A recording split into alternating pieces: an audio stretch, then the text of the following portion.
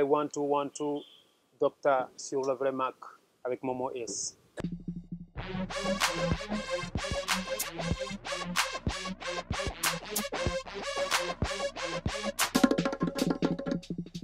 m'appelle Docteur, je suis artiste graffeur, président de la première structure de graffiti en Afrique qui s'appelle le Random Squad, qui existe depuis 1994. Initiateur et organisateur avec la structure de Random Squad, le premier festival de graffiti international en Afrique qui est Festigraph, et la caravane Graffé Santé qui existe depuis 8 ans, et le projet Passerelle depuis 5 ans, et d'autres festivals que je co-organise en Afrique avec d'autres membres de Random Squad qui se trouvent dans le monde. Le constat que j'ai fait, c'est que le Festigraph a réussi à faire naître d'autres graffeurs qui ne pensaient pas que c'était possible, et pourtant le Festigraph disait c'est possible.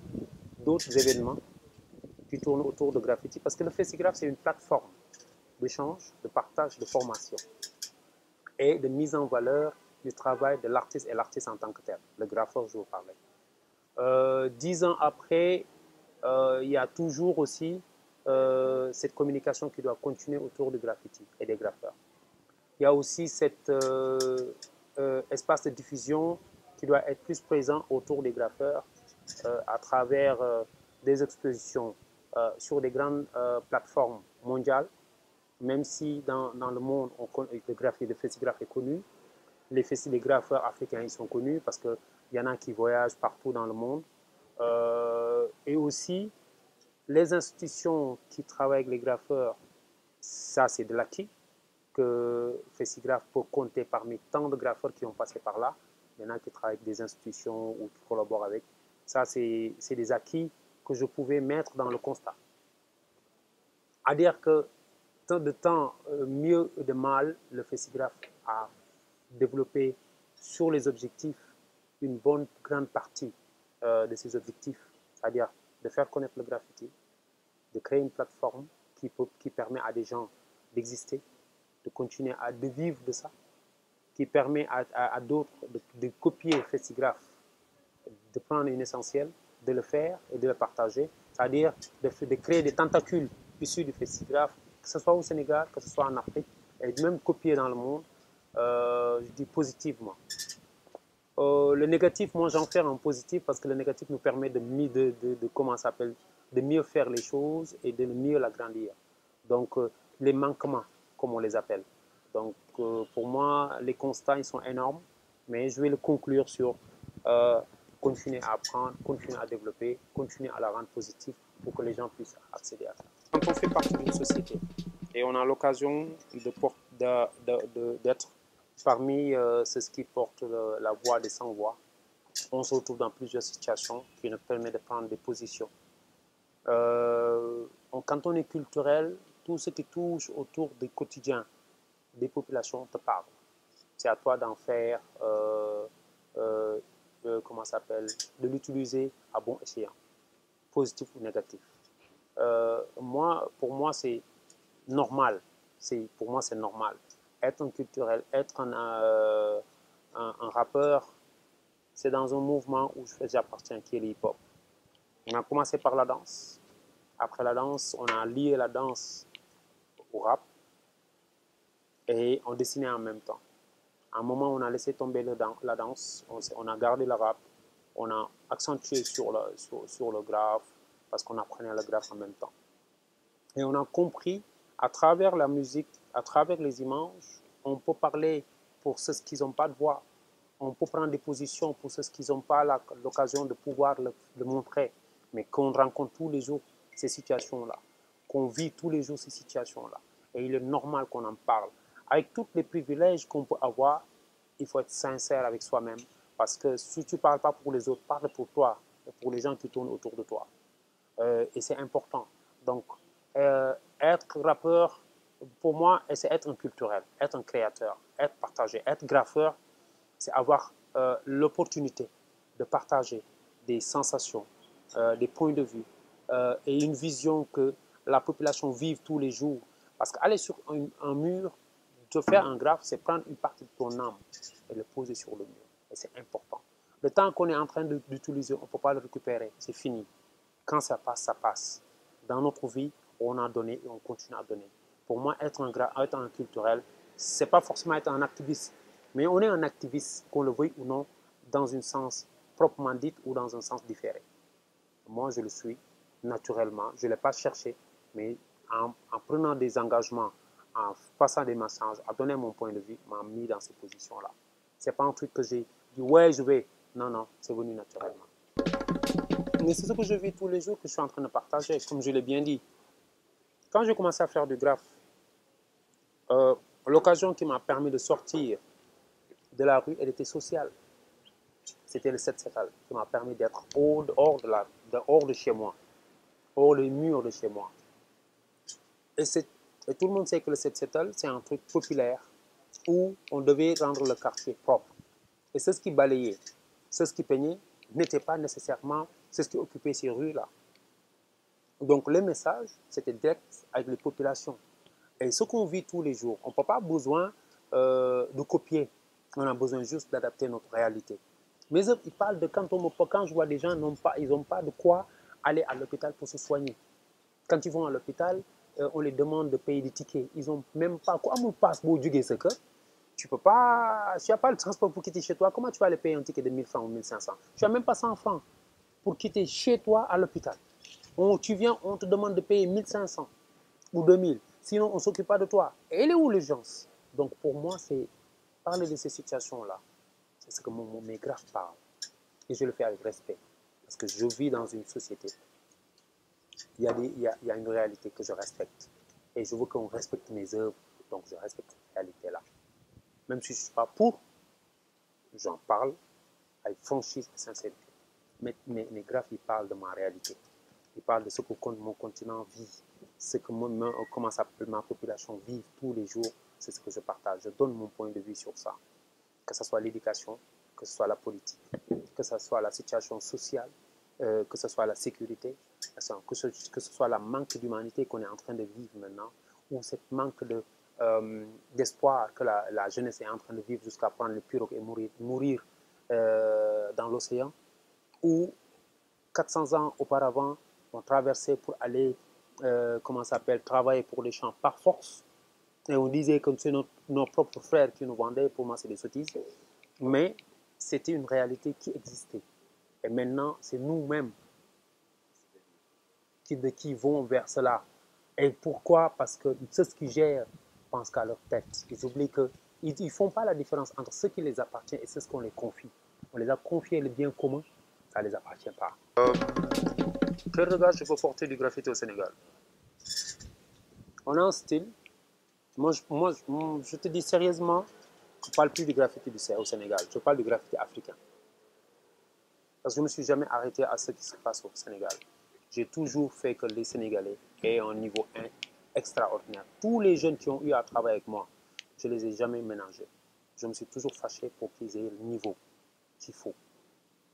Je me rappelle, il y a un des graffeurs, je ne sais pas, Diablos là, c'est qui, il m'a dit un jour, Diablos c'est Zénith, je pense, un des deux m'a dit, quand je suis devant un mur, j'ai l'impression que tu es toujours derrière moi. Je dis pourquoi? Il me dit parce que tu ne nous as jamais laissé le temps de faire ce qu'on veut. Tu nous as toujours mis la pression pour qu'on fasse mieux que ça. Je dis mais vous avez le talent, vous avez une vision, vous voyez ce que d'autres font. Ils ne sont pas meilleurs que vous. Quand je dis ils ne sont pas meilleurs que vous, c'est des humains comme vous. Ils ont juste l'intelligence. Le moteur, vous l'oubliez, la création, elle est personnelle. Le style, elle est personnel. Donc, vous pouvez le développer. Je ne vais pas vous laisser faire ce que vous voulez. Il faut que vous atteigniez le même niveau. Que après, maintenant, vous en faites ce que vous voulez. C'est mon devoir. Parce que c'est une génération. Il y a une génération que je dois former une autre génération. Il faut que ça se passe comme ça. Maintenant, après, les gens qui vont venir vers vous pour apprendre, vous saurez comment les transmettre. C'est mon devoir, je le fais. Donc, je vois que ces personnes-là, ils ont un niveau. Il faut qu'ils continuent à le développer. Parce qu'un niveau, même si tu l'as, ça ne suffit pas. Il faut lui donner une particularité. Il faut lui donner une identité. Si c'était une spécialité sénégalaise. Ouais, Café Touba et Gerte Diaf. Pourquoi? Pour moi, avec tout le vertu que a le Café Touba, même sans parler de le fait que le cheikh l'a amené de son... Il existait déjà au Sénégal. Pour moi, c'est une de nos breuvage qui nous ressemble, qui permet aussi cette social living qui existe entre les humains. Parce qu'un tasse de café Touba, 5 personnes peuvent boire sur le même tasse sans s'en rendre compte. Hein. Tu as un tasse de café Touba, Docteur en prend, Mbota en prend, Attila en prend, Bakura en prend, Momo en prend, ainsi de suite.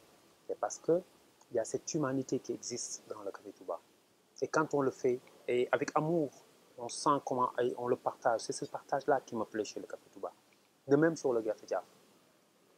Une spécialité, oui, mais quand tu bois du café Touba avec du Gafé Diaf, même si ce n'est pas extraordinaire, c'est l'extase.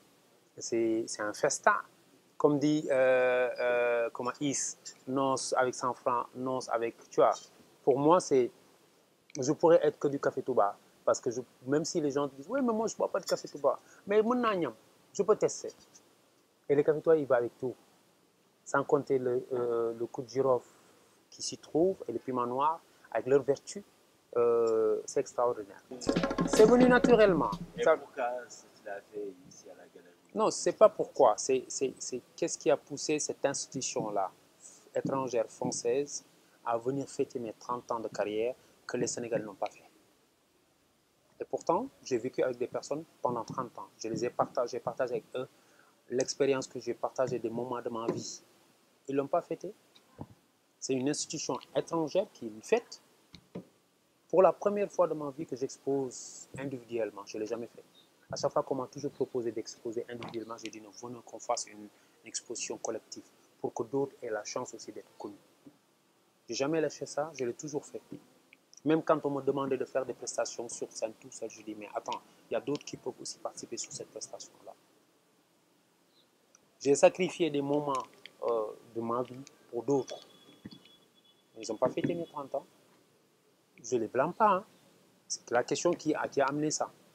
Et c'est normal que quand une institution te vient te dire oui, on va avoir pour la première fois une expo de Docta. Je faisais d'autres œuvres qui n'ont rien à voir avec ce que vous voyez dans la rue. J'ai des œuvres dans le monde que le Sénégal ne verra pas que sur pas de photos, que sur des photos ou sur des vidéos. Et ces œuvres-là, j'ai travaillé dessus et je continue à travailler dessus. C'est des sensations que j'ai et qui parlent de mon quotidien. D'un autre point de vue qui est différent de ce que les gens voient dans la rue. Ça, c'est mon identité. Et je ne l'ai jamais sorti, je l'ai toujours bossé, je l'ai gardé chez moi, dans mon atelier. Quand je quitte mon bureau, je vais chez moi. Là où ma voiture devait être, c'est là qui est devenu mon atelier. Donc je prends 2 ou 3 heures de temps avant d'être commencer à trouver mes enfants en train de dormir, ma femme en train de dormir. Donc, mais ça les revient de droit. C'est dire que cette institution respecte mon travail. Je collabore avec eux plus de 16 ans ou même plus.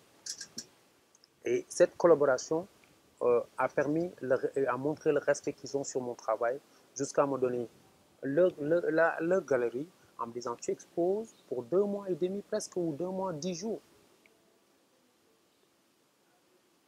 Et cette exposition-là, je n'ai pas dit que je vais inventer des choses pour impressionner. Je fais ce que je ressens. J'ai eu des partenaires. Novotel est venu être partenaire subitement, comme ça, naturellement. Pendant 2 semaines, je passais la nuit au Novotel. Pendant 2 semaines, je passais la nuit au Novotel. Le CSE est venu et participer sur la communication. Parce que le Big Boss du CSE, c'est mon pote. Mais c'est des choses que moi, en tant qu'artiste, je voudrais toujours partager. Que je partageais chez moi discrètement parce que j'aime bien être discret dans ce que je fais. Mais si l'institution me donne l'occasion, je le prends. Ce n'est pas pour Docta, hein, c'est pour le graffiti. C'est que les gens sont, c'est pour le graffiti. C'est pour que le graffiti puisse être dans des galeries comme il faut, à bon escient, avec tout ce qu'il faut. Comme toutes les formes d'expression d'art visuel. C'est aussi montrer l'autre côté que Docta, que les gens doutaient de Docta ou voyaient que ça se trouvait dans un environnement d'octalité, mais ils ne savaient même pas que c'était moi. C'est le partage que j'ai toujours fait, je continue à le faire. Parce que l'importance de mon travail, ce n'est pas moi. C'est le partage que je peux faire. Le peu que je peux amener dans le développement de ce que je fais, et pour moi comme pour les autres. Donc je remercie l'institution qui a bien voulu me le faire. Donc les 30 ans que vous demandez, et pourquoi une institution française, demande à cette institution-là pourquoi ils m'ont choisi. C'est eux qui ont la réponse. Mais moi, je les remercie pour cette démarche. J'ai vu le jour du vernissage des têtes que j'avais pas vues depuis des années. Et ça m'a fait très plaisir. Et ils m'ont fait des surprises. Un matador avec qui, pendant 20 ans, on est des amis, on a graffé, on a dansé, on a rappé ensemble, qui vient faire un concert pour moi, uniquement pour moi. Un G-Base qui vient mixer uniquement pour moi. Un Awadi qui a raté sa chose parce qu'il n'était pas là. Un Simon qui était là. C'est des moments qui m'ont fait tellement plaisir quand je vois mes frères, mes amis, ma mère, ma femme, mes enfants, des Maïmouna, avec qui c'est des amis depuis plus de 10 ans, 15 ans, un Raïcha, des big boss qui sont venus tranquillement dans la discrétion.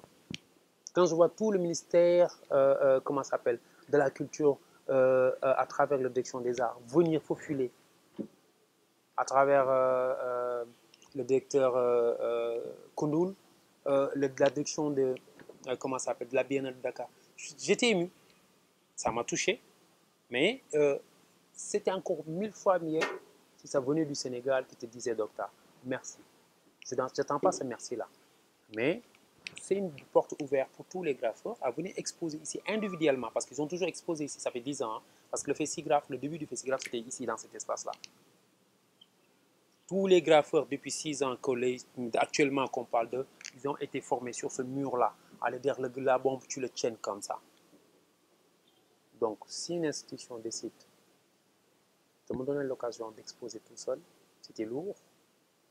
Et pourquoi c'était lourd? Parce que ce n'est pas une habitude que j'ai de faire des expos tout seul. Je fais des fresques tout seul parce que j'ai l'habitude de faire des fresques tout seul. Mais une exposition de mes œuvres tout seul dans un endroit, non. Et je ne l'ai pas demandé, on me l'a donné, cette occasion, j'ai dit ok, why not? Et en plus, la dame qui gère ce lieu-là, Delphine Calmette, je le connais depuis 12 ans ou 13 ans, on n'est même plus comment ça, des partenaires, on est frères et sœurs, parce que même ses enfants, je suis leur parent. Donc on a dépassé cette relation-là. C'est ma sœur, comme il dit mon frère sénégalais, j'ai dit ma sœur française. Et c'est sincère. C'est elle avec qui j'ai travaillé sur beaucoup de projets, sur énormément de projets. C'est elle qui gère le lieu. Et il s'est trouvé que c'était sa dernière expo avant qu'elle parte pour définitivement dans une autre institution. Et Dieu a voulu que ça soit ainsi. Mais je remercie le bon Dieu pour cela. Mais je remercie aussi cette dame-là qui a cru en ce que j'ai fait pendant des années. Il manque de sincérité et de reconnaissance et beaucoup de blabla. Les gars, ils ne travaillent pas, ils sont dans les détails. Mais les gens ne sont pas sincères. Tous les pays où le graffiti se développe, où l'art se développe, où la culture se développe, ce n'est pas forcément les amis, hein, mais il y a une sincérité. C'est un truc qui existe dans les cultures urbaines. C'est le manque de sincérité au sein des cultures urbaines et aussi le manque de patience de certains est dangereux. Ce qui les fait faire beaucoup de choses où ils ne réussiront pas. Quand je dis réussir, parce qu'il faut prendre le temps de développer une chose, de le maîtriser et pouvoir développer. Et au Sénégal, les gens ils sont dans le voyez-moi, dans beaucoup de blabla. Ceux qui travaillent, on le voit à l'œil nu. Le travail ne triche pas. Ce que Maître Wade disait, il faut travailler, encore travailler, toujours travailler et encore travailler. Moi je dis toujours travailler parce que juste le travail dans la sincérité pour donner tous les résultats positifs que tu peux avoir soi-même. Ce qui me révolte, c'est ce manque de travail, ce manque de sincérité et qu'on arrête le blabla.